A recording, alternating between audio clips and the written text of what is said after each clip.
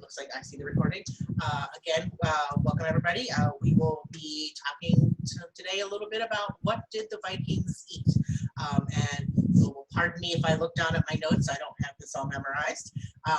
So we'll just be talking about their diet was surprisingly sufficient for the times and in the environment that they lived in. We know from a lot of archaeological evidence that they actually had a fairly healthy diet that consisted of a wide variety of fruits, vegetables, nuts, and grains, as well as meat, fish, and shellfish. Even a poor Viking really ate much better than an English peasant did during the Middle Ages. The Vikings in York, for example, were actually, which is close to a river, so they would have consumed large quantities of freshwater fish, and meat was not just for the wealthy in the Viking diet. In certain sagas, you will see that they talk about a dish of boiled veal is served in the home of a middle-class farmer. That's not to say that they didn't have their inadequacies and challenges. Most Vikings suffered from parasites in their intestines, which is most likely either from undercooked meats or from some of the vegetation that they ate. Breads they made often went undigested and came from weeds that are highly poisonous to humans. You would see too, just from the way that they made their bread, so the seeds would go undigested, or they might actually have small stones in there just from the way that they were grinding their grains. The harsh Scandinavian winter also made it hard for them to raise livestock, and so you see that a lot of times that's where the diet heavy in fish comes into play. And growing crops, of course, in the wintertime in the middle of Scandinavia is not a very easy task, to say the least. And contrary to the popular TV reasons, the reason that they often went pillaging or exploring was really to find land that was more friendly to farming. It's a little hard to do farming in Scandinavia in the winter, so the reason that they began invading other European countries was to find better farmland. So on a whole, their diet really was a model of efficiency and innovation at the time, especially when a lot of cooks had to make do with some limited ingredients. So when did they eat? So typically, unlike our modern diet today, they would eat 2 meals. One about an hour after rising, and then once again in the evening after the day's work was done. The first meal of the day was known as, and I'm sorry, I'm not of Scandinavian descent, so if I horribly pronounce this, I apologize. But the first meal of the day was known as the dagmal, which is the day meal. And typically this would have been likely to be leftover stew from the dinner the night before. It would have been served with bread and or pickled or dried fruit for the adults. The kids would really have eaten some sort of porridge and dried fruit, or even more simply just a glass of buttermilk and some bread. In the evenings, the meal would have been called the nattmal, and it was basically a big kettle of stew. And I believe the Norse word is skaus, which is basically whatever meats and vegetables were available to them, and they would add to it day by day. They would also possibly eat some additional dried fruit. They would add some honey for a little bit of sweetness. They did not have sugar during the time. Honey would have been the only sweetener available to them. For drinks, they would have consumed ale, mead, or buttermilk. And buttermilk that they would have used, we'll talk about this a little bit later when we make our barley flatbreads. Buttermilk that they used is not the buttermilk that we are used to today. They would occasionally, as we all do, enjoy a feast. And feasts would have included the same foods that they would eat on a day-to-day basis, just in greater quantities and a more elaborate preparation. Food was really a vital part of their domestic life, and you always had to be ready to accept strangers into your home and kind of give them a nice meal. So some of the common foods that they would have had to them, their grains, a lot of the same things that we have available to us today. Barley, oats, and rye were the grains that grew best in their climate. They did also have wheat, but barley, oats, and rye were typically what you would have seen, and those were the ones that grew best in their area. From these grains, they were able to make beer, bread, stews, and porridge. Barley was used mostly for beer, with some hops to flavor it. Flour was not only made from the grains themselves, but they would have used nuts, including acorns, or pulses such as peas and beans to make flour. They would even use tree bark.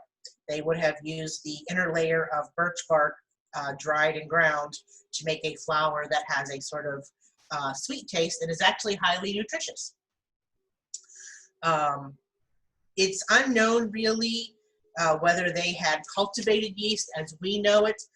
For sure they would have made use of wild yeasts, especially with the process of making butter and buttermilk and sour milk, and of course barm or leftover yeast from brewing.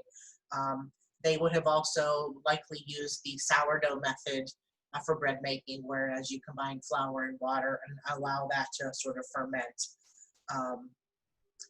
Bread was mostly made flat, but they did also use some risen bread, but really they didn't have ovens, so flat bread was easy to make because it was just made on a rock that was put by the fire and heated, so that was really simple, make a simple dough and to cook that quickly on the rock. Dairy in their time, it was really an important part of their diet. They used dairy for so many parts of their, I would say, recipes, or for so many parts of the dishes that they made. Their cows really only lived long enough to raise a calf, and then they were slaughtered for the meat. They would occasionally keep milk cows, but they would also use goats for the milk as well. Milk would have been used for as many different things that they could make out of it as possible, from cheese, butter. The whey would be used for preserving meat or vegetables. It could be added to breads. So they would get as many dishes as possible out of it. It would be used to make skyr, which is the sort of similar, really tangy, similar to Greek yogurt, but much more intensely flavored. Cheese and butters were kind of treats, and those were mostly during the springtime, during the sort of like harvest. But they were both mostly salted and fermented to keep them over the winter. They would have eggs. They would use eggs from any kind of fowl that were in the area, both stuff that they would keep as egg-laying, farm animals, from chickens, geese, ducks, and all manner of wild birds. Gulls' eggs were actually considered quite a particular delicacy, and were kind of precariously retrieved from cliff tops during spring months. As far as meat, you name it, they probably ate it. We're talking, they raised cows, they raised horses, oxen, goats, pigs, sheep, chicken, and ducks. And meat was available at all levels of society. Even poorer folk managed the occasional bit of game or preserved meat. Their domestic animals would have been slaughtered in November, which is known as their blood month, to avoid having to feed them over the winter. And then they would preserve them by various methods. Game animals that they would have hunted for and used for meat include hare, boar, wild birds, squirrel, deer, and in the far north, they would have also hunted reindeer, seal, and polar bear. Their most preferred method of cooking these meats and these dishes were not over the, stereotypical you see everywhere, a spit over the open fire. Their most popular method really was boiling it. And they used that to form the base of their stews. That they, like we talked about earlier, that for their evening meals, they would boil it in a stew pot and just keep adding vegetables and grains to it over and over and a little every day. I have a question. Yes. You said no ovens. That just doesn't make any sense to me. I mean, ovens are a great way to keep warm, among other things. So that breaks my brain. I mean, so it's hard to know because, things like ovens and that really don't survive archaeological digs. But we know that they had long houses where the fire was sort of in the middle, and that's kept them warm. We know that there were some raised breads, but so it stands to reason that they've figured out some sort of way to make that bread. But really, flatbreads were the bread of the day, so to speak. That's really what they ate.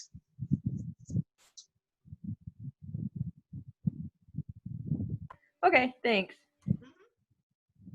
Let's see. Fish, again, really a wide variety. You name it, they probably ate it. Salmon and trout, of course, and eels were very widely eaten.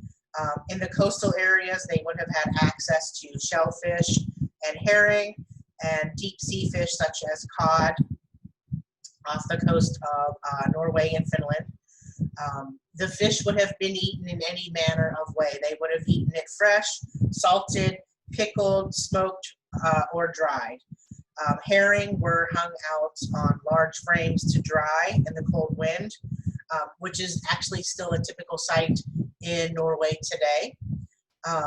They would have eaten the dry herring like biscuits spread with butter. And they could also ferment them like we'll be doing today and preserved in whey. So really, you look at what their diet was, and they were really forward thinking in the way that they prepared things and kept things, and just all manner of preservation was available to them. As far as fruits and vegetables, they would have had access to apple orchards. They would have had fruit trees such as pears and cherries. Wild berries would have been harvested in the summer, and those would have included slowberries, lingonberries, strawberries, bilberries, and cloudberries. I would really love to find out what those all are and taste those. They sound fantastic. And walnuts would have been imported, but hazelnuts grew wild and were a favorite treat of theirs. As far as vegetables, some of their favorites would have been cabbage, onions, garlic, leeks, turnips, peas, and all sorts of beans. They would have sowed their crops in the spring and harvested in the late summer and fall. And typically, such chores would have been up to the women and children. They would have gathered wild plants and herbs and greens. And some of the wild vegetables available to them would have included nettles, docks, cresses, and lamb's quarters. And they also grew their own herbs such as dill, parsley, mustard, horseradish, and thyme. So some of the vegetables that we take for granted were really unknown to the Vikings. Of course, potatoes being an obvious example. Others include orange carrots or cultivated turnips and hearted cabbages. Most of those they would not have known. Many of the dark age fruits were like wild vegetables, and they're indigestible to modern palates. So really they had a lot of, nothing strange that we wouldn't know about today. So a lot of stuff that they had available to them is the same stuff that we still have available to us today. The universal drink in the Viking period was ale, same as pretty much in England, but it's not as we know ale today. It would have been a fairly weak and sweetish and cloudy drink. It was often unhopped, but a wide variety of herbs could be used for flavoring. This was drunk by everyone, including children, which is why it's kind of a weak drink and not a sort of very strong alcoholic drink.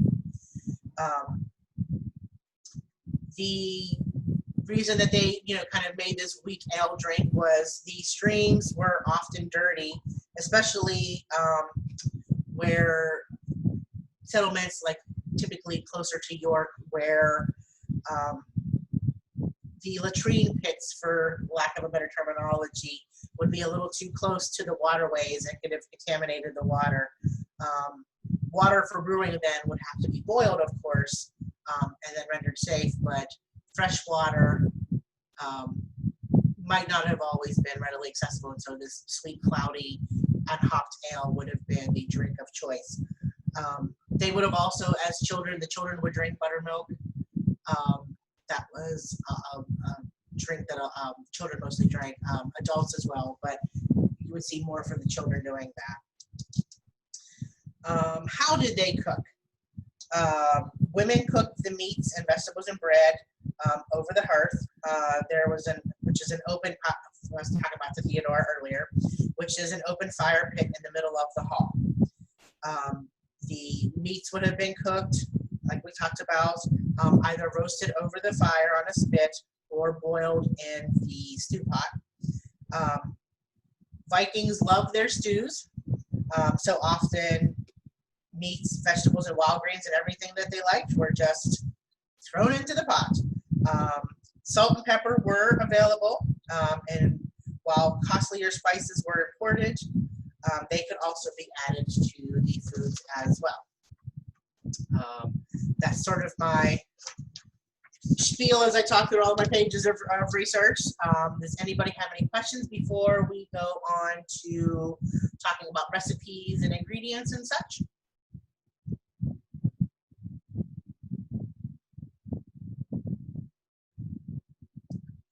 I see the chat button flashing, but I don't know if there's any questions or just comments in there.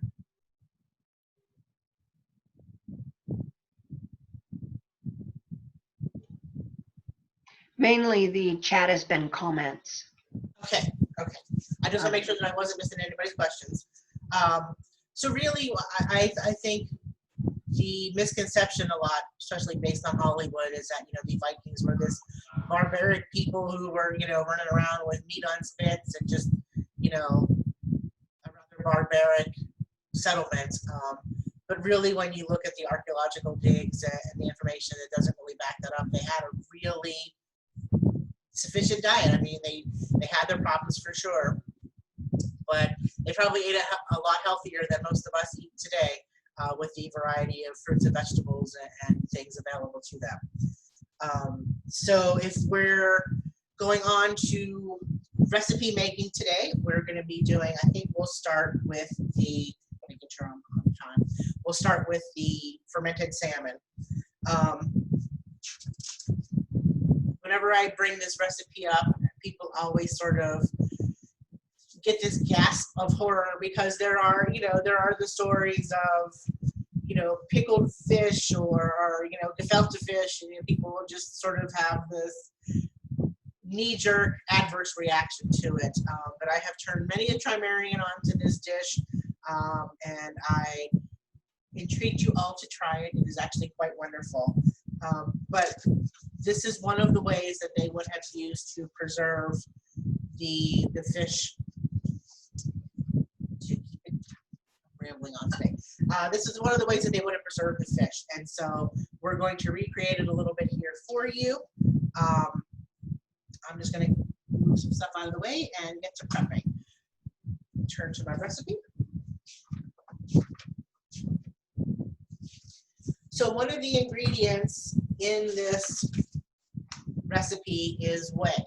And if you don't know what whey is the, if you've ever eaten yogurt or made cheese, that sort of yellowish clear liquid that's left over after you make your cheese, or that's kind of floating on the top of your yogurt, that is the whey. I like to either harvest my own. I either, if I'm feeling frisky and decide that I want to make cheese, I will make a batch of cheese and harvest the whey from that. You'll get a lot of whey. If you're in a rush or you just don't feel like making cheese, you can certainly put a container of yogurt on to drain. And that's what I did last night. I've got my little setup here and I'll show you guys. So what I do is I take everywhere. I take my yogurt, and I don't like using regular cheesecloth for this because cheesecloth is really open weaved, and the yogurt wants, unless you use a bajillion layers of it, the yogurt just wants to seep through. So what I tend to use are either flour sack towels or what's called butter muslin, and you're really just going to dump the yogurt into there, draw up the ends, and then you can either hang it and let it drain that way.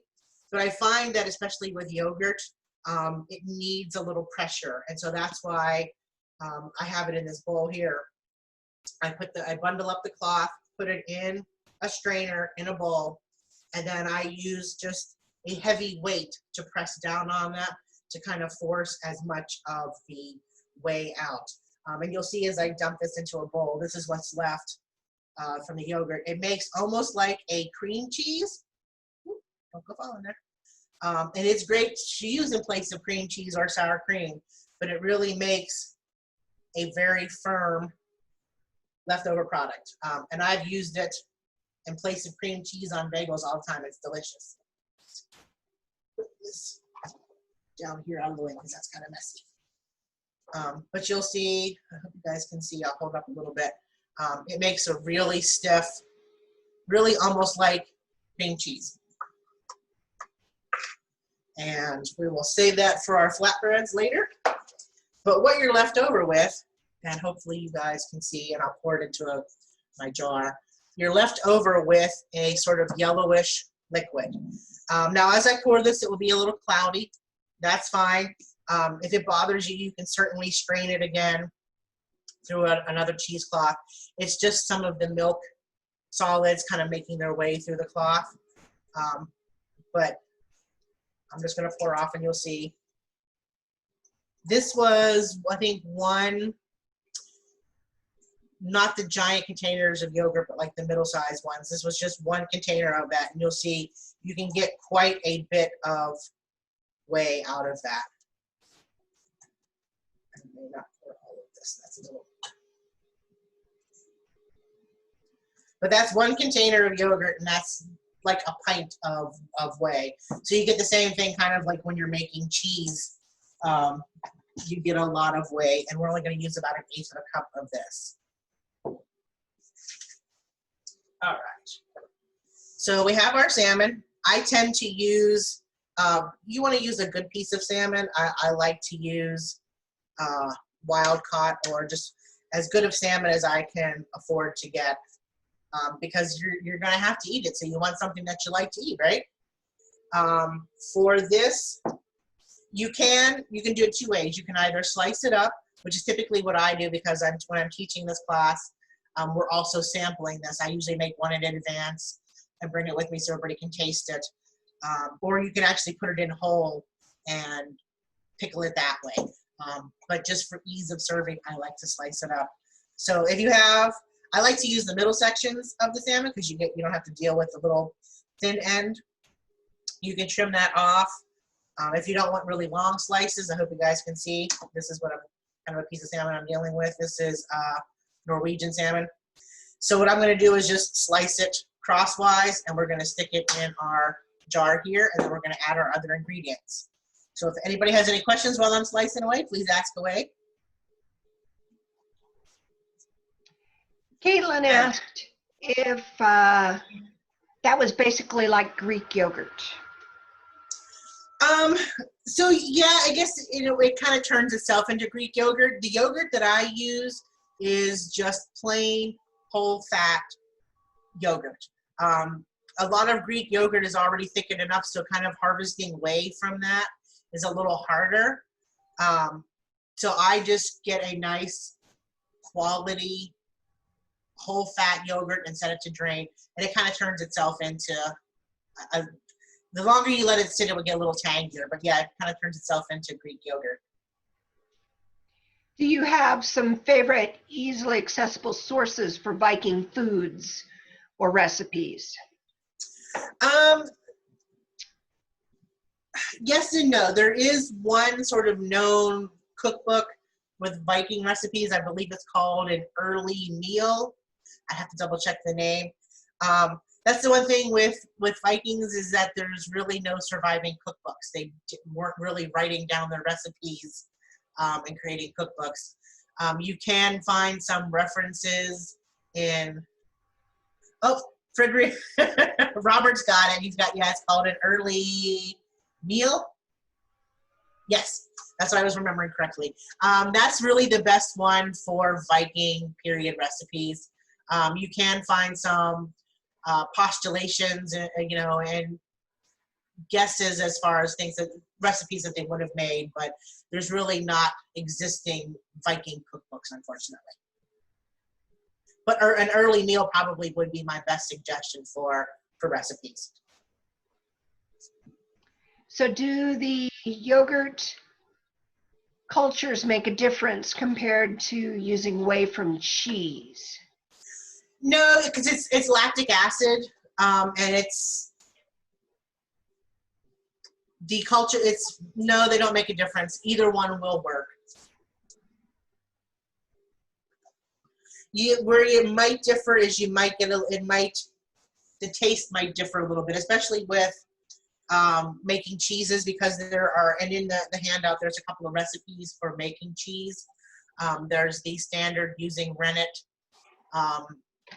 as your coagulant to make the cheese. You can also use lemon juice to do it. There's also a recipe to make buttermilk cheese, which is using commercial buttermilk and milk combined, and the cultures in the buttermilk actually make the cheese.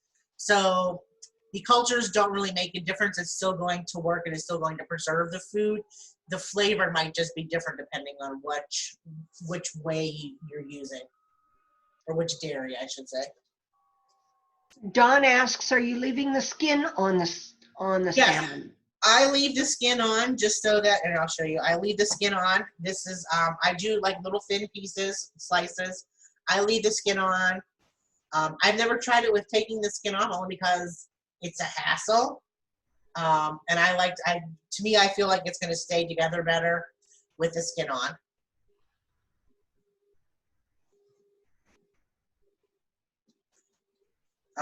And it's, when you go to eat it, you can, you know, the flesh will peel right off the skin very easily.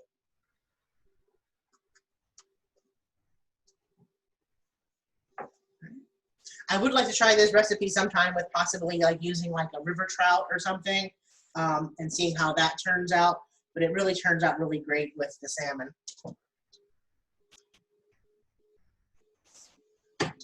It's just a little bit. This is a really simple recipe.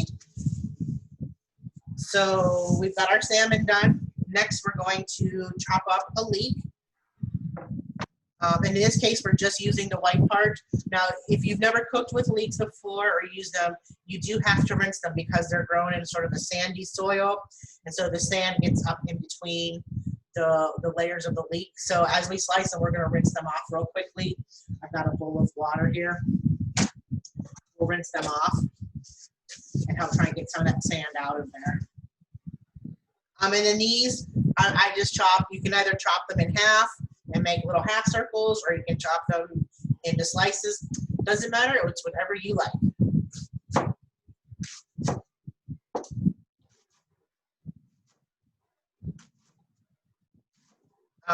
This recipe, you know, like I said, there isn't a recipe for this.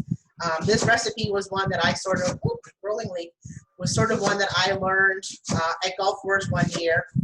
And it was based on I believe she had based it on a modern recipe, but it is not completely out of line for what they would have had to them. We know that they had leeks. We know that they had salmon. We know that they preserved fish through pickling and fermenting it. So This is not an implausible recipe for them. I want to say in my notes, we talk about pickling and preserving using whey. There are other methods, and which if you've eaten a bagel in New York, you know a bagel in the schmear and lox, or gravlax. That is something that they could have done as well. There was also a method of preservation which is called rockfisk, and it is basically they would have taken fish and salted it and wrapped it and buried it at the shoreline of whatever sea or body of water, mostly whatever saltwater body that they were close to. They would have buried it at the shoreline and let the salt water basically preserve and cure it. It is still made to this day. However, it's not made by burying it in the sand at the sea level.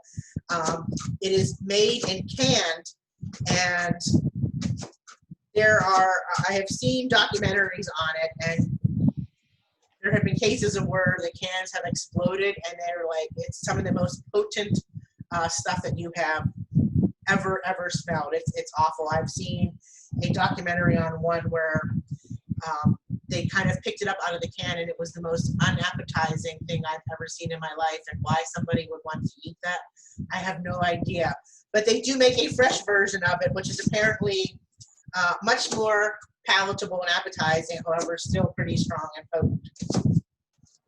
All right, so I think we've gotten about as much out of that leek as we're going to get. Again, I'm just dropping it into, I'm breaking it up a little bit. I'm just dropping it into a bowl of water, and we're going to just kind of use our hands to separate the rings, because we want to try and let the sand that's in between there drop to the bottom of our bowl, because we don't want to eat sand. All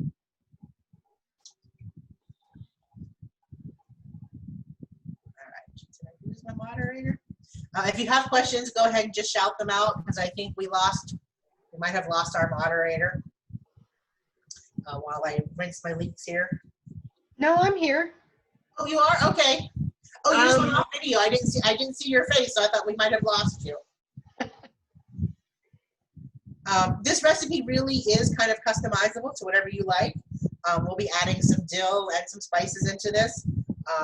Feel free to play around. I've added garlic in before.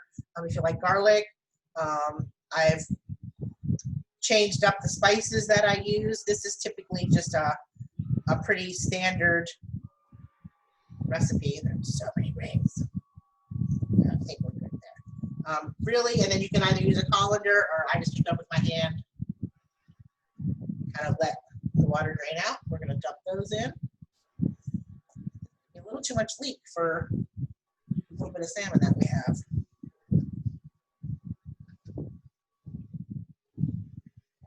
A little bit more, and then we'll call it done. Move this out of the way. All right, so now we've got our leeks in there. Let's pull full of water out of the way. So I'll knock it over.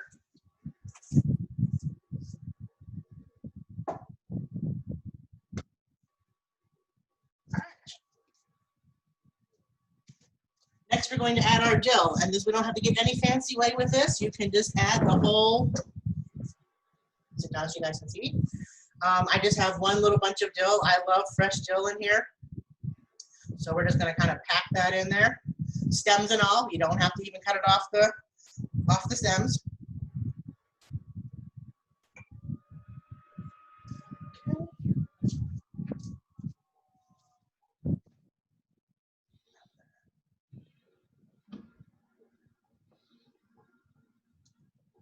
Comes the fun part, making our preservation liquid, our pickling liquid. So what I like to use, and what's included on the recipe, is we're going to take, we've got about a cup of water here. Based on the volume, we might need a little bit more water, but we can always kind of pad that out with some of our whey. It won't hurt to add more whey into it. To our cup of water, we're going to add 1/8 of a cup of our whey.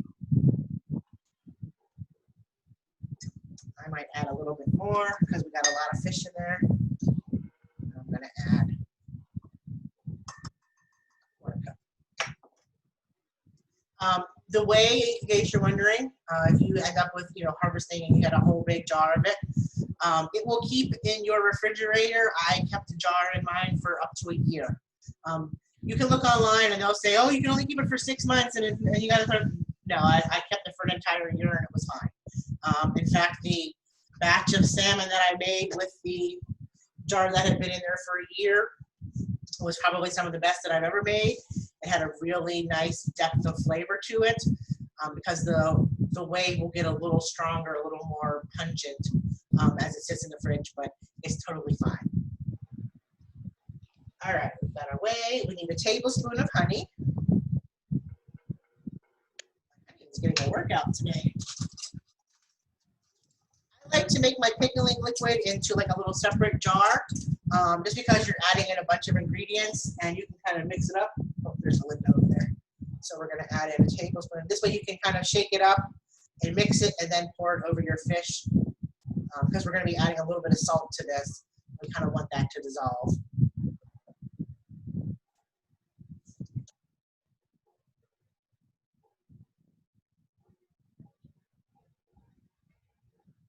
And it may seem weird to be adding honey, but it actually works really nicely in this dish.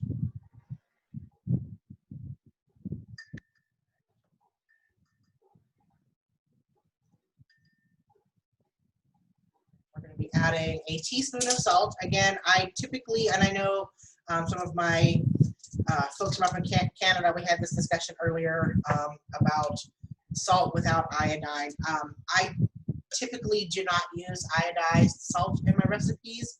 I use either sea salt or kosher salt. If that's all you have available to you, that is perfectly fine to use. It's not going to ruin the recipe. I just typically don't use it. So we're going to add in 1 teaspoon of salt. I really would suggest, though, for this recipe to try and use to try and use kosher salt if you don't have sea salt. Table salt just kind of gives it a really different flavor that I just don't find palatable.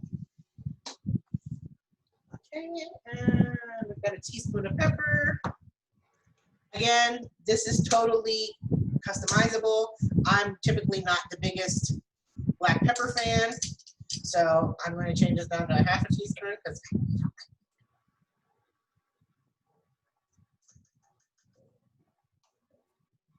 and we are going to add a teaspoon of caraway, which again can be sort of one of those seasonings that not a lot of people like, so you can feel free to not put it in, leave it out if you don't like it. And then one way that I sort of go off course with this recipe is I have some juniper berries that I find enjoyable in there, so I just kind of take a nice healthy pinch, squish them in my fingers a little bit so that they break and kind of start to release their oils and their scent, and I drop a nice healthy pinch of those in there. You can use a spoon to break them. I just use my fingers. And that's it. So we're going to put our lid on and shake this up a little bit. Basically what we're trying to do is see how the honey has settled to the bottom. We're just trying to dissolve the honey and the salt in this jar before we add it to our salmon. And these jars make it great to do that without having to whisk it or blend it.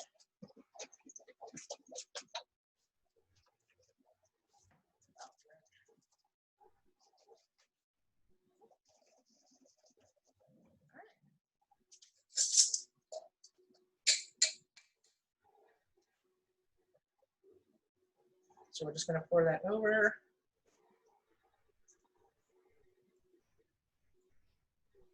Oh, that was actually pretty close. This is another instance, if you were here this morning for my preservation class when we did the sauerkraut. This is another one of those instances where you want the food to be underneath the brine. You don't want it sticking up out of the brine. So I can see that for this one, we're pretty close. If I press down on, I don't know if you guys can see, please let me know if you can't, I'll try and move it closer.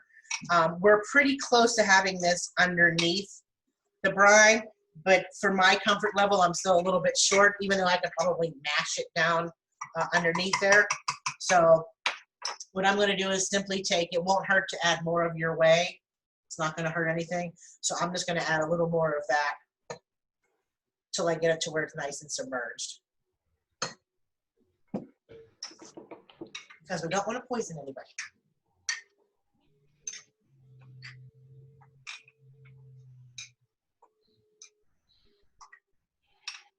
And your dill will be persnickety on you. It doesn't like to go underneath the brine. And so you just gotta kinda, I'll use my fingers. My fingers are clean. I've only just been cutting up vegetables and salmon. So you can use your hand to kind of get it underneath there. If we had, oh, I do have another one. If you were from our earlier class, we talked about fermentation weights. You could totally use another one of our weights from our sauerkraut class just to kind of help push things underneath. Like I said, the dill really likes to be persnickety and doesn't like to go underneath the brine. So probably put one of those. There we go. Now, I don't know if you guys can see, I'm going to hold it up a little bit. You really want to leave a little bit of headspace. You don't want it right to the top, but you really want to see everything, especially the fresh, whether the juniper berries and the caraway seeds float to the top, that's not an issue. You want those fresh ingredients to be underneath the brine. So this is good. So we're going to close this up. Now this will need to sit out on the counter. I'm going to check my notes. You're going to leave this on your counter. Don't be scared. You're going to leave it overnight on the counter.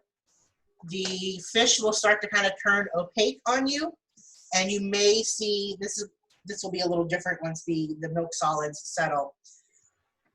It's going to turn cloudy. Don't be scared. It's doing what it needs to do. It's building up those cultures. It's building up I have to look up the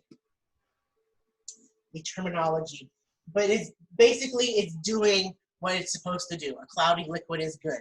It means that the cultures are breeding in there. That means it's pickling, it's fermenting, it's safe.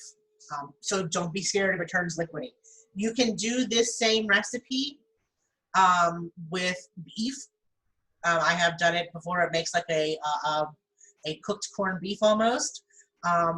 That will look a little scary. There's a recipe in the handout for that as well. That does tend to look a little scary because as it preserves, it tends to draw the blood out of the meat. So the liquid gets really cloudy. So it will look a little scary, but it's fine. They would have used it on the beef. You could use it either raw, put raw meat in there, or if they had cooked beef left over, they would have preserved it this way as well. So you can do this for either fish or beef. But that's basically it. You're going to let this sit on your counter for 24 hours, and then you're going to pop it in your fridge, in the coldest part of your fridge, because that recreates the Norwegian winters where they would have stored this, a snowbank. So pop it in your fridge, and then let me see if I'm remembering how long it takes to stay. I always let it go for about a week to 2 weeks. I like to let it really kind of like ferment and do its job and get really nice and tasty and tangy. So I'd probably let it sit for at least a week, if not 2 weeks, and then it's ready to go. We're going to make our barley flatbreads, and I always joke when I teach the class that it's sort of the Norwegian version of a bagel in lox or a bagel in a schmear, because it's really good to serve on top of your flatbread. So we're going to put this aside. I know we got asked before in some other classes, how do you know if it goes bad? Because really you're sticking raw fish in a glass jar with whey from yogurt and a bunch of spices, and you're telling me that I can eat this? And so people want to know, what does it smell like? How am I going to know if it's bad? When you open the jar, it should smell pickly. It should smell like salmon. It should, it should have a pleasant, tangy, kind of pickly scent. If you open it up and like ammonia or like really noxious fumes hit you in the face, something went wrong. And don't eat it. But it should not smell bad. Even if you're doing the pickled beef and putting it in there, when you open the jar, it should not smell bad. If it smells bad, it is bad. Don't eat it. But it should smell kind of pickly. Before we, let me put these, oh, no, we're gonna need that for flatbreads. Before we move on to flatbreads, does anybody have any question about pickling salmon or pickling beef? You can also do this with vegetables. I have done carrots before, not necessarily with the caraway, although you could, but I do pickled carrots all the time. I use usually mint and ginger in those, and that recipe's in the handout as well. You can do pears. Pears or apples, especially the more firmer pears that don't get real soft. You can definitely preserve pears in there. And those work really good with the ginger as well. You can do with carrots. You can do garlic, garlic and thyme, garlic and leeks. It is really customizable. Basically you're looking for the whey and the salt and the water to do your preservation, and then the rest is just flavoring, whatever you happen to like.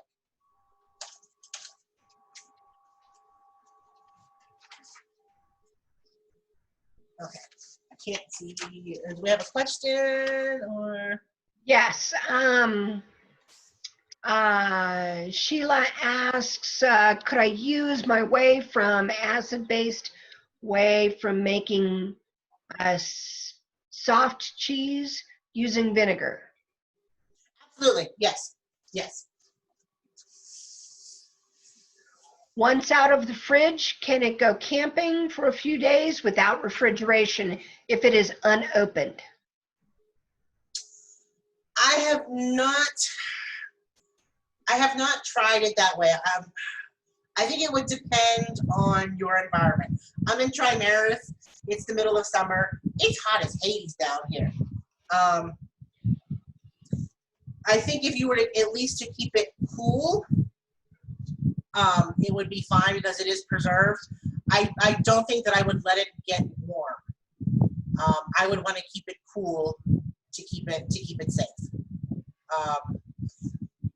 I might have to research that a little bit further for you to just find out.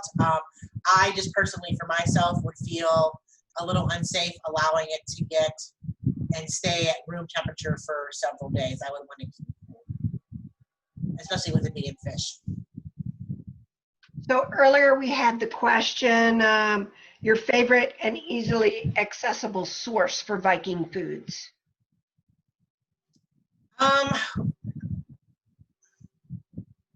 Really, I mean, they're the foods that they ate are the same things that you can get from the grocery store. I mean, of course, some of the more exotic, might not be accessible, eels or some people, can't get ducks or things like that. But for the most part, it's a lot of root vegetables and a lot of vegetables and fruits that we have access to today. So I don't really, for all of the handouts and for all the recipes in my handout, I don't really have trouble finding any of those ingredients at my local grocery store. If there's something specifically that you're wondering about, let me know and I'll definitely try and, research that a little bit for you and find out an easy place to find it. Are you aware of any Viking cookbooks, authors? The only one that I'm aware of is the one that Robert held up earlier, which is called An Early Meal. Robert, you can chime in and let me know, because I don't know the author off by heart. Since you have the book there, if you want to let everybody know what that is, we can put that, if you want to type that in chat for everybody. But that's really the only Viking cookbook that I know of. And Robert will hold that up. but it is called an early meal, and I believe that's easily accessible or easily purchasable from Amazon.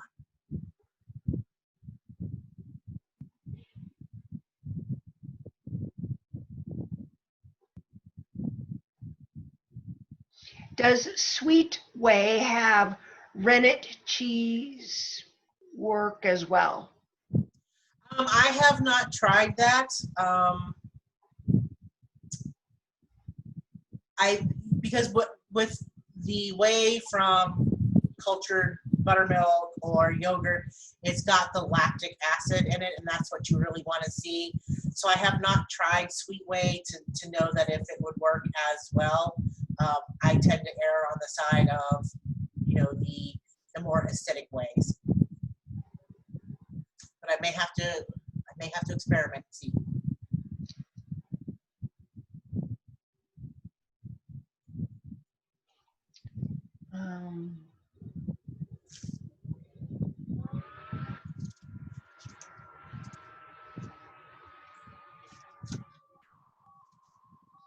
Robert has just posted the link.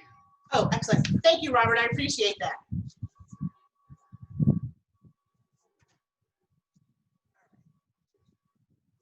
So we were talking, you can actually also, if you were in my class earlier, we made sauerkraut with just salt and the cabbage. You actually can use the whey as well to help jumpstart your sauerkraut. So and there's a recipe in the handout for that as well. You can use the whey in combination with salt to get your sauerkraut going.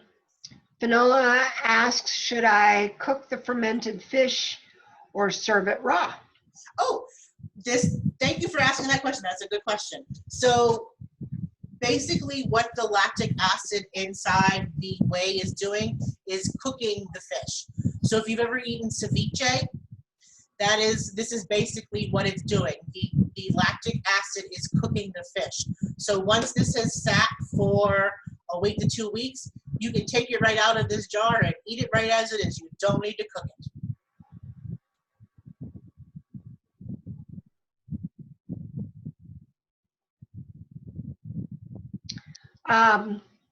Caitlin asks where the handout is posted. I did give it to the event coordinator, so it should be on the event website.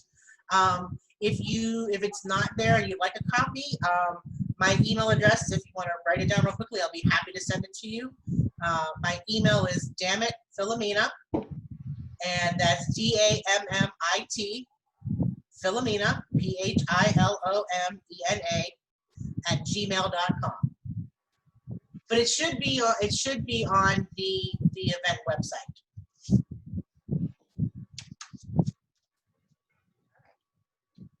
It is. Theodora confirms it is. Oh, excellent. Thank you, Theodora. So now we are going to make our last recipe for the day, which is very simple and quick barley flatbread. As we talked about, when I teach this class, I usually always have a jar of the salmon already pickled.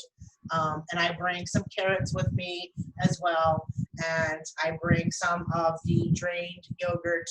And we make our Norwegian version of bagel and lox, basically.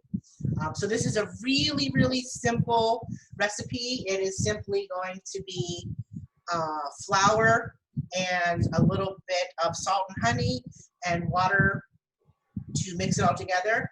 I'm actually using a little bit of buttermilk. You can totally use buttermilk in here. You can actually even use a little bit of the whey. They would have used the leftover whey to make the flatbreads. So we're going to dump in. I have used a mix of barley flour and rye flour. So I like the mix of those. It makes a nice flavor for them. So you can replace in the recipe up to half of your barley flour with rye flour. I tend not to go too heavy on the rye, otherwise it gets a little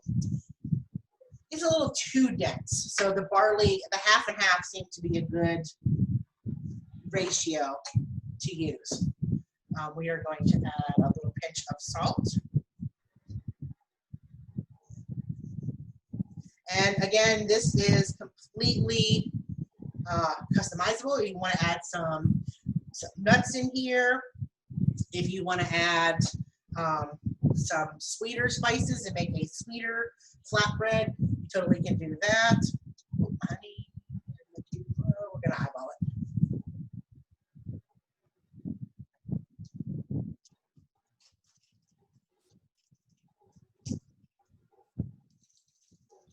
Honey, honey is getting a workout today.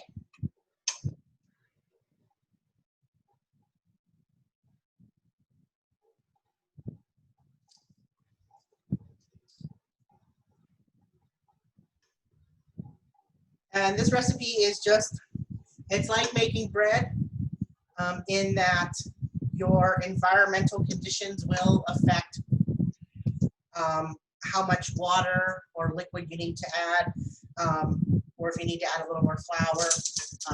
You know, in Trimares, we tend to be very humid and very moist, and so sometimes that will affect things, and you might need to add a little bit more flour. Or you might be in a drier condition where the ratio that's on the recipe, you might find that you need to add a little bit more water. So we're going to start off with about half a cup of buttermilk, and we're going to see where that gets us.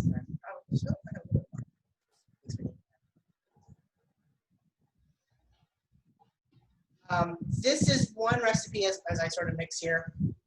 This is one recipe that these do not sit well.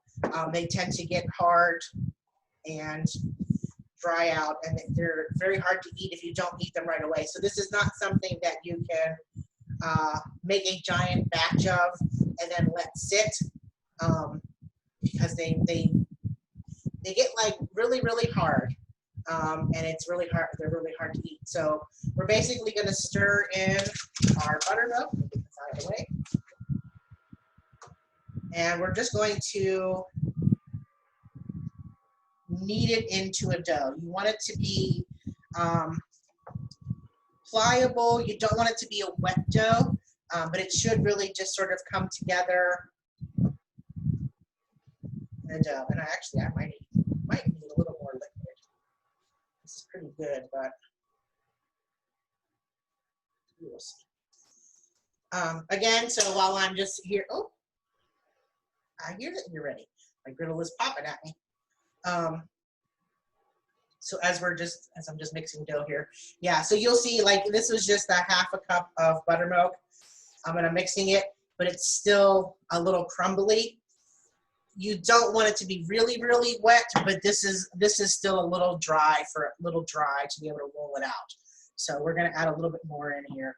You want a nice smooth dough. Does anybody have any questions while we're just sort of making flatbreads? I'm just going to drizzle a little bit in.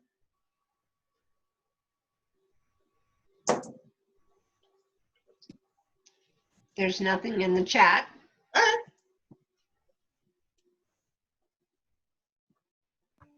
Except that Daniel said thank you.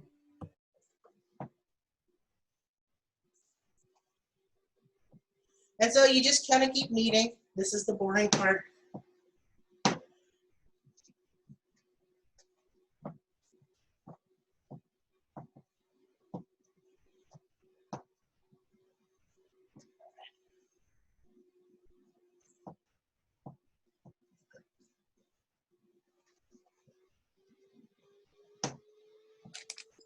I wanted to ask if this is much like making pie crust.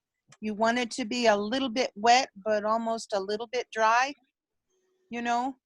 Yeah. Or is it more toward the wet side? Yeah, exactly. It is kind of like that. You want it to hold together, but you really don't want a really wet, sticky dough. This is kind of getting there. You know, it's kind of like pie crust. You want it to hold together. Okay. I think we're good, so we're just gonna. I kind of try and knead it till it's a little bit smooth. Since this is an unleavened bread, and we're not going to be using any kind of yeast to make it rise, a little hard to knead when you're sitting down. You don't have to worry too much about overworking the glutens or anything like that. Right. But you just want to get it to where it's incorporated. You want it to get it to where it's pliable. This might be just about there. And what you're going to do is once you get it there, I'd almost want to add a little bit of extra water to this, or a little extra buttermilk, but I think it'll be okay. Caitlin asks, is it kind of like Play-Doh texture? Yes, yes. So you can see, like, as I'm kind of moving it, it's still cracking a little bit as I'm kind of smushing it out. I like it to be a little wetter than that, so I probably would have added a little extra buttermilk to it, but I think we'll be okay. So what you're going to do is when you get it to the texture that you like, you're just going to break off a piece. I tend to do these in little kind of like bite-size sections. And if you have a rolling pin, you can use a rolling pin. Oftentimes we just use our hands. And you're just going to kind of smush it out. Yeah. As you can see, as I'm smushing it out, you can see that it's still it's starting to split a little bit. So I probably really would have used a little more buttermilk to make it a little softer. But I'm just going to use my hands and my fingers, and you want to press it out. You really don't want it very, very thick, since we're just kind of griddling it and cook it. You don't want to make it too thick, because then the center is not going to cook, and it's going to be sort of raw flour. So you want to get it, I'd say maybe the thickness of like a regular tortilla. You know, just kind of, I just use my fingers on the board, and just kind of, if you guys can see, let me get this out of the way. I just use the heel of my hand and press, or I use my fingertips to press it out.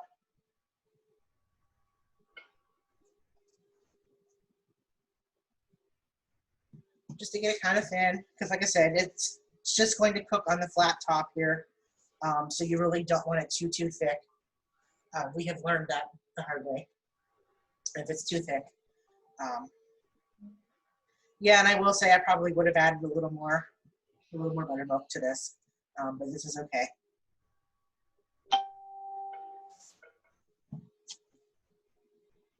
Find the hot spot.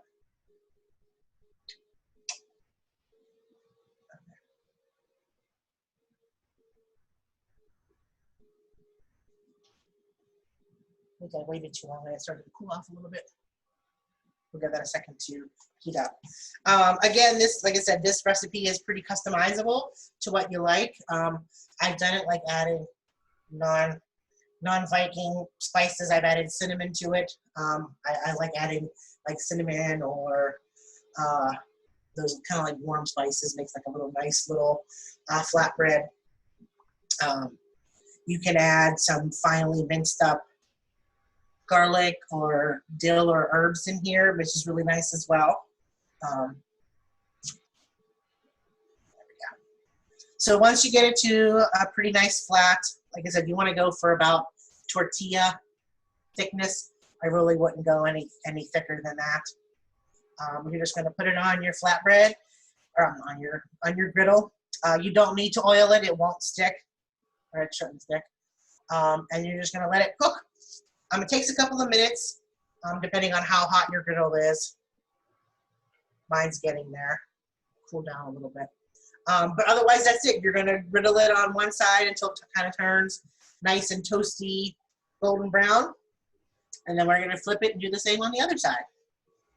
And then we will smear it with some of our drained yogurt.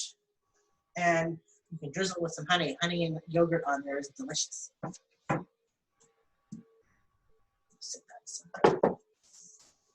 And that's basically it. You have a very basic meal for a Viking meal, some barley flatbreads, some pickled salmon, and some drained yogurt. This will take just a few minutes. So we can chat while we're waiting for this to cook if anybody's got any other questions.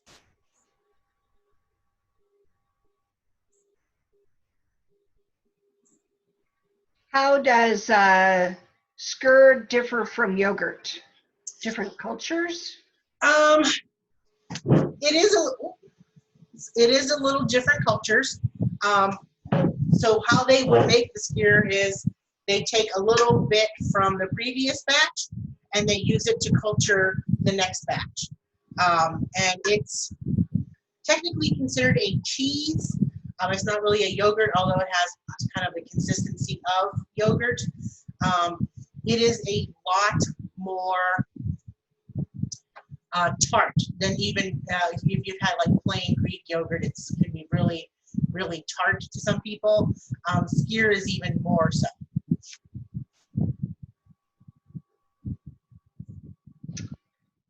Elliot asked, you mentioned earlier that buttermilk used in period was different than what we have now. Can you explain this a little bit more? Yes, thank you for reminding me. So I'm going to double check my flatbread here. No, not yet. So modern buttermilk is basically dairy milk products that have had live cultures added to it.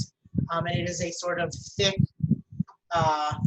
liquid that has just through the culturization process or whatever, it's a thickened product.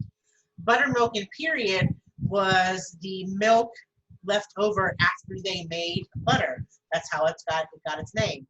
The cultures that sort of turned it into that were from the cultures that had built up inside the churn from making butter. And so it sort of became its own cultured buttermilk, but it was a much thinner product than it is now. You know, nowadays it's a really thick buttermilk.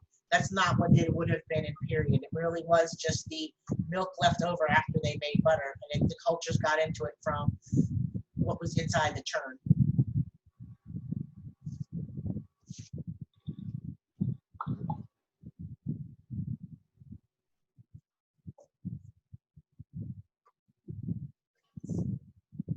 Oh, that could have been a little browner.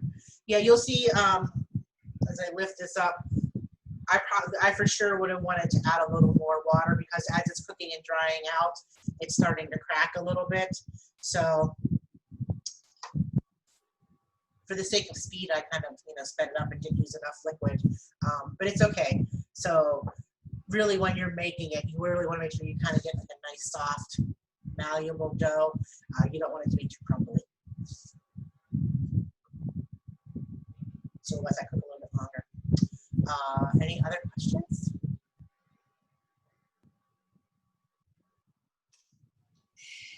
My flatbread. I had a question. Sure. This is Glennon again from St. Joseph, Missouri, Shire of Lost Moor in Callantyre. And I wondered if you can actually make this type of flatbread using wheat. I know, didn't Vikings have wheat? I thought they had been growing it. They did. It wasn't. It was available to them. It probably wasn't as prevalent or as used, as much as barley, rye, and oats were. But they did have wheat available to them. So you certainly could use a wheat flour as well.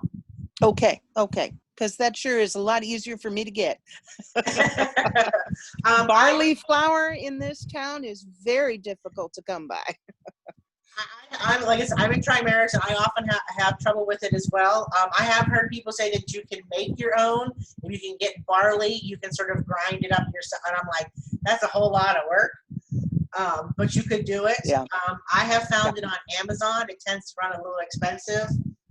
If you have an Indian or Asian or sort of ethnic grocer, you can find it there. And I actually found this on Amazon actually, but it is from India, and it is called jav flour, which is basically barley flour.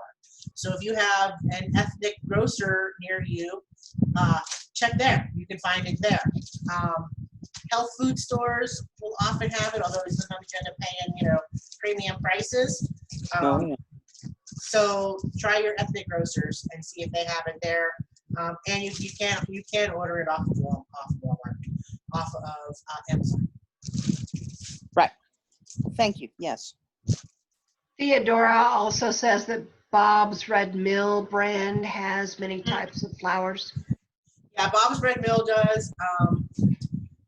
I forget, there was another, I used to get it at the local co-op, but I don't know that they make it anymore. It was Arrowhead or Arrow, but I don't think they make it. But Bob's is another brand name. Sometimes it's a little expensive. If you have a Lucky's Grocery where you're at, that's a great place to find different kinds of flour. Sometimes your best bet for ingredients that you may not be able to find at your local big box grocery stores, look at your smaller ethnic stores. They have some surprising ingredients that you may not have thought to check there for. I think we're going to call this one done because my griddle is yelling at me.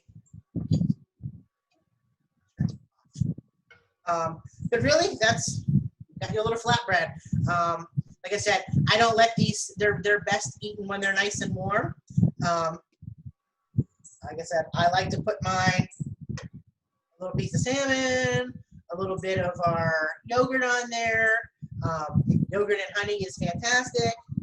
However you like to eat it. That's all you got to do. Just don't let it get cold, or don't try and make it, a couple hours ahead of time for dinner later tonight. It won't be edible. But otherwise, how did we do for time? Are we okay on time? Oh yeah. Great. Yeah. If anybody's got any questions, I'm happy to answer them. We try the pickled fish or from fermented salmon. It really is great. It really is like ceviche. It really has kind of a nice tart, kind of tangy flavor. I have served it now at feasts 3 times and taught this class at Gulf Wars twice, as well as taught it a couple of times at our local events. And every time I've taught it, people are fighting over who gets to take the leftovers home.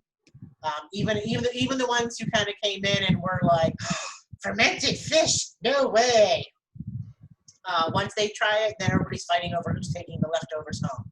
So I would strongly suggest giving it a try. It is a fun dish to try out and learn something new.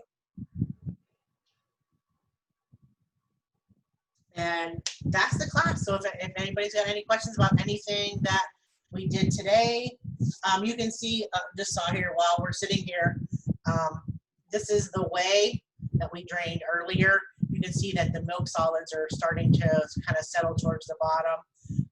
And you'll see that the liquid up here top will get kind of like a clear yellow. So you could totally let it settle. The milk solids won't affect anything, but if it freaks you out for some reason, you can let it settle or run it through another butter muslin and kind of like get those solids out. But they'll start to separate, and that's totally normal. It's normal. It's just the milk solids, which are heavier, they're settling towards the bottom. And I'm gonna eat my flatbread while we're sitting here. Countess Ilva asked if I see that your Gravlax recipe calls for sugar. Would honey change the flavor too much? It would a little bit, but it really depends. Some honeys are really strong flavored, so it's going to depend on the type of honey that you use. I tend to use, you can see that this is my honey, and I took my other batch into the kitchen earlier, but you can see this is very dark. This is a very dark honey. This is a raw honey, and I'm not sure what kind they're using. But you see some of the honeys in the store, and they're a much lighter brown. They're like probably this color. So this tends to be a little stronger tasting. So if you don't want it to affect the taste too much, I'd use a milder flavored honey. Clover tends to be really strong, so you might want to look for like an orange blossom or a wildflower honey, something that's a little milder tasting.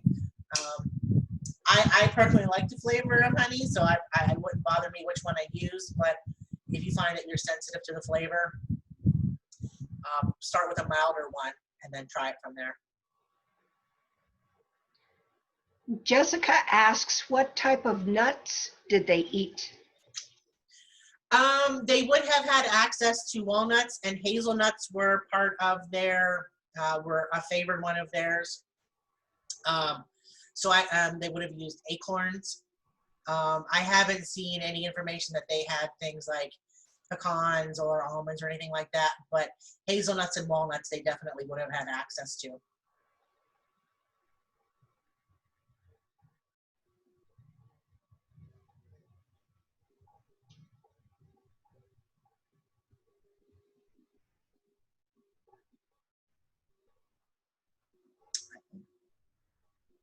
Ilva says thanks. Excellent. Yeah, and listen, if you decide to make anything and you get the handout and you just, I said this before in my other class, if you decide to try and make something and you have a question, I'm always happy to answer questions over email. So please feel free to email me any questions that you might have, or if you want to say, hey, did I do this right? Did I do this wrong? What do I do here? I can't remember what you did in your class. Please feel free to message me. I'm always happy to help out.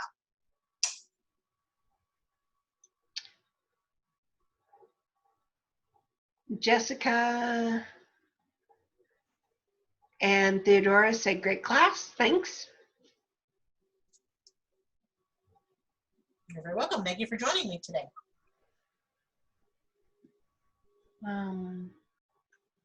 Heidi says, I'm catering a young SCA friend's small wedding reception next summer at a camping event. Wish me luck.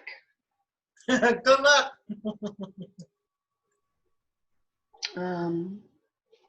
Sheila asked, what did they use seal fat or whale blubber for in their diet? That I do not know the answer to that one. I'd have to research that. It probably, I couldn't even postulate at this point. I really haven't looked into that. They could have used it for cooking. They could have used it for adding flavor or adding fat to a dish for, just, what's the word I want? Elliot and Beatrice say thank you. You're very welcome. Class was very informative. They're looking forward to making a few new things. Excellent. That's what I like to hear. Sheila says maybe the fats were for frying. It could have been. They could have used it for frying. They could have used it for almost like for preserving. They could have like confit, where you're sort of like cooking or like slow cooking meat and oil. So they could have used it for that, where they would almost sort of just slowly cook it, like making a duck confit, where it's kind of cooking in its own fat like that. So they could have used it for that. That's really an interesting question. I might have to look that up to see what they would have been using that for. Sarah asks, I've never pickled anything before, and I was wondering, do I need to be concerned about any food-based bacteria? With the quick pickles, it's not like where you're canning and you have to sort of like heat seal the jar. With these, you want to keep them, especially after this one sits out for 24 hours, you want to keep it in a cold environment. You want to make sure that your jar is clean. I like to I don't have a dishwasher, so I put mine through, like, my water gets scaldingly hot. So I wash mine in very, very hot water just to make sure that everything is super clean. Wipe the rims of your jars. But other than that, as long as you're keeping it in a safe manner and you're not leaving it out in the heat, or you're not leaving it out, sitting out on your counter, keep it like a jar of pickles like you would in your fridge. As long as you're doing that, you'll be fine. And you want to make sure, especially like for the salmon, you want to make sure that your food remains under the brine. That's where you have to worry about foodborne the bacteria and stuff like that, is when the fresh foods are up out of the brine. That's when the bad bacteria and mold can grow. So the brine, the salt and the sugar and stuff like that in the brine is what preserves it, and that's what keeps the bacteria from getting to your fresh food. So keeping it underneath the brine and keeping it in a cool manner, keeping it safely, and you'll be fine.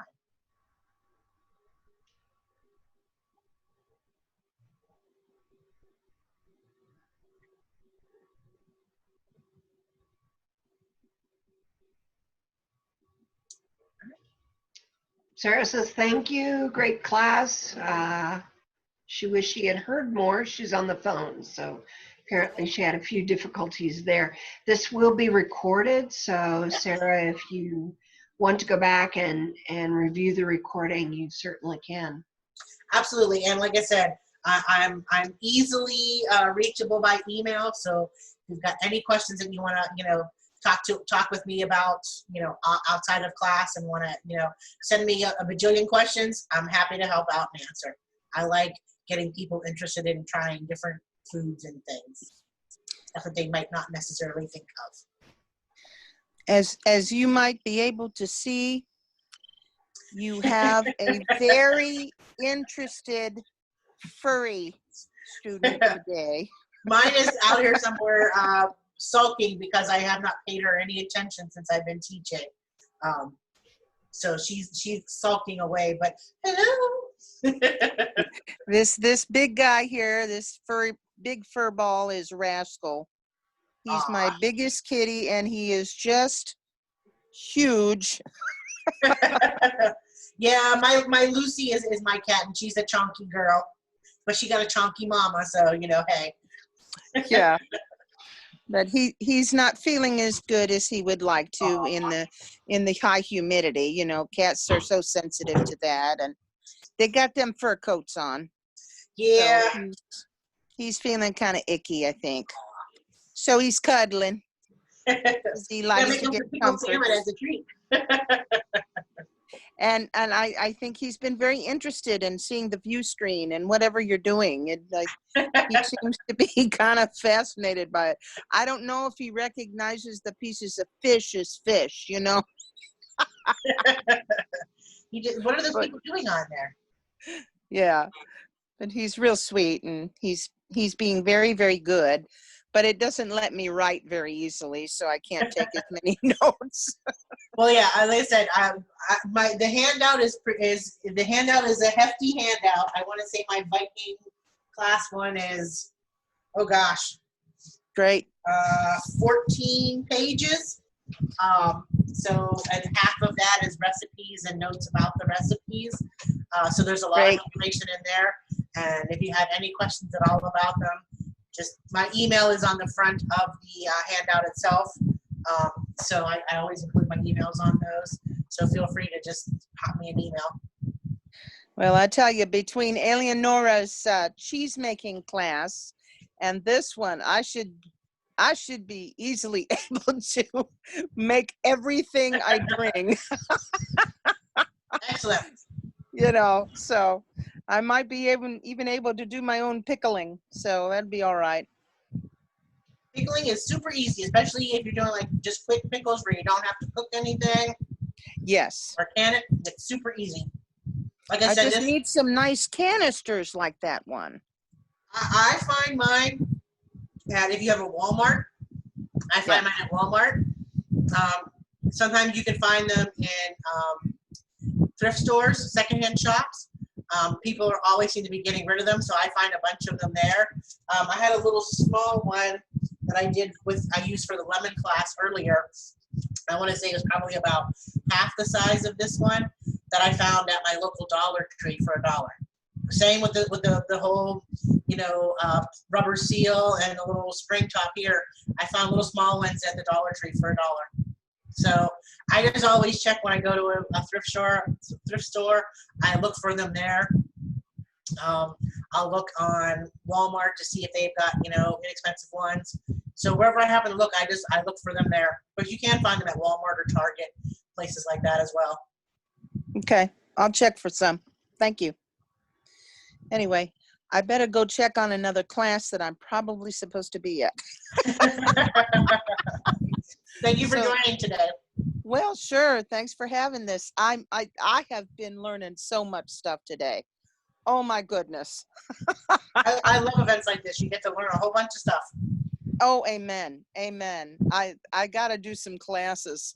I got to do some teaching. This makes me want to teach. Good. I'm in dyeing and weaving. So, Oh, I need nice. to do some teaching. That is Yeah. my other passion is fiber arts. I've dyed my own yarn before. I knit, I crochet. So I love fiber arts. I'm trying to learn drop spindle. Oh, honey, that is so easy. That is so easy. I'm just not sure that if I taught that online like this because I just have my little iPhone here.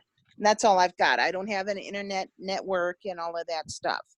And I'm wondering if it'll translate well to see how the fiber moves when you're drafting, and so that students can really see that. And I'm kind of wondering how well that will work on this particular platform. I don't know. Yeah.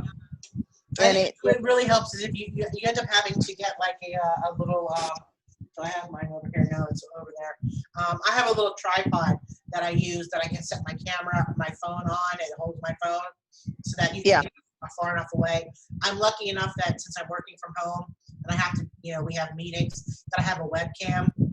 And so I have that set up across the room so that it's far enough away so that you can kind of see everything that I'm doing. Right. So I think it just depends on if you can get your camera far enough away that that you can see what you're doing when you're doing it. And then, if you've got it up on a tripod, then you're kind of able to move closer to it to show the fiber moving and drafting, and step back so that they can see. Well, I may just have to get a better camera though, to really get some decent acuity to it so you can really see those fibers, because I'm not sure that it'll come across very well just on my iPhone. I'm kind of concerned about that. So we'll see how that worked out. Draft a friend. Just try recording it. Draft a friend to take a look at it and see if they can see what you're doing. Yeah. One thing I definitely want to do is a class on how to process a fleece, because a lot of people have never done that and they think it's so hard. And oh no, am I going to make this felt? No, you won't. Depends on what kind of fleece, what kind of sheep fleece you pick, So that would be an bless you. Class. Bless you, fella. Bless you. Goodness sakes. But yeah, I've worked a lot with Romney, and you about can't felt that stuff if you try. I mean, you have to really work hard to felt it. But I now just got some of that to try my drop spindle on. So yeah, but now alpaca will felt if you just look at it cross-eyed. So it just depends on the fiber. It just depends on the fiber. Anyway, I better let you go, and it's been wonderful talking to you, and you are just such a lovely lady. And thank you for being so willing to do all this teaching. This is fantastic. Thank you. Sharing my passion for food with other people and inspiring them to try new things and not be afraid of them. Amen. I'm right there with you. Now you gotta say goodbye to the nice lady. Bye, Rascal. He's such a sweetie. He's so funny. Anyway, take care now. Bye-bye. Yeah, bye-bye.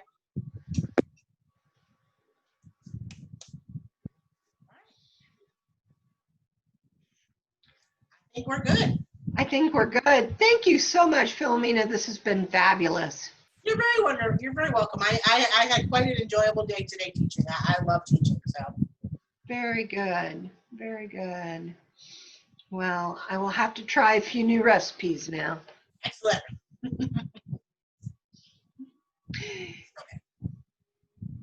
Sarah says she's learned a lot. Thank you. Coleman said, thank you for teaching. Wonderful class. Heidi says, excellent class. Great questions all. Thank you very much. Robert says, thank you for teaching the class. Both classes today were very interesting. So Awesome. I think it was a great success. Yay! Congratulations. Yay. I like picking interesting things that people may not have thought of and not doing, something that they may have seen half a dozen times already. So how many times are you going to see a pickled fish taught? Absolutely. I think it's fun. Very good. And it would store. Absolutely. Absolutely. Thank you. I'm going to go ahead and shut down our Zoom platform. All right. And it was very nice meeting you. I hope our paths cross again. I hope so. Who knows? Maybe we'll meet again in another classroom somewhere. That's right. Thanks again. You're welcome. Bye-bye. Bye-bye.